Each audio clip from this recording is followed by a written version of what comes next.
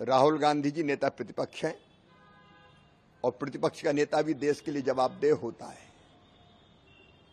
और देश के बाहर जाकर देश की छवि खराब करना यह देशद्रोह जैसा अपराध है। कोई देशभक्त ऐसा नहीं कर सकता।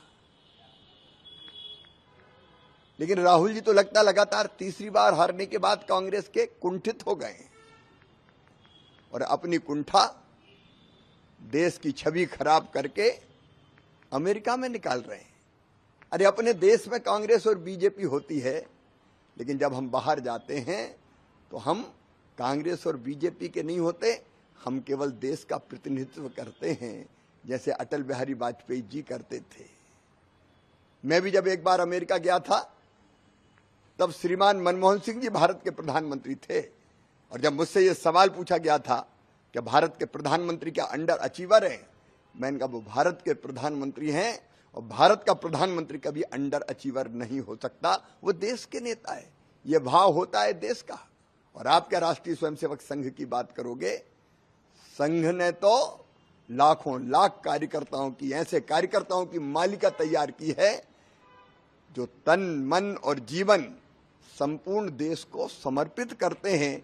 एक एक क्षण केवल देश के लिए जीने वाले संघ के स्वयंसेवक अपने आप को खपाकर वो देश बनाते हैं। एक बात जरूर सही कही राहुल ने कि मोदी जी से कोई नहीं डरता।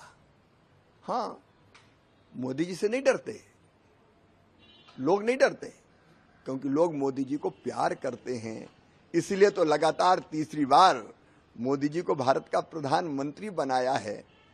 आप तो अपमान कर रहे हो भारत के मजदूरों का, कामगारों का, कारीगरों का। आप कहते हर चीज मेड इन चाइना आ रही है। पहले ये होता था, कई चीजें आती थी बाहर से आयात होके, अभी भी जरूरत पड़ती तो आती, लेकिन कई चीजें भारत स्वदेशी बना रहा है। मोदी जी के नेतृत्व में आत्मनिर्भर भारत का निर्माण हो रहा है और ये मोदी जी का ही नेतृत्व है कि भारत आज दुनिया की 5वीं सबसे बड़ी अर्थव्यवस्था है। जल्दी हम तीसरी सबसे बड़ी अर्थव्यवस्था बन जाएंगे। लेकिन राहुल जी, आपने भारत जोड़ो यात्रा की, भारत से जुड़ नहीं सके। भारत की जनता, भारत की संस्कृति, भारत के जीवन मूल्य, भारत की परंपराएं, किसी से तुम जुड़ नहीं पाए। राहुल जी, छोटे मन से कोई बड़ा नहीं होता।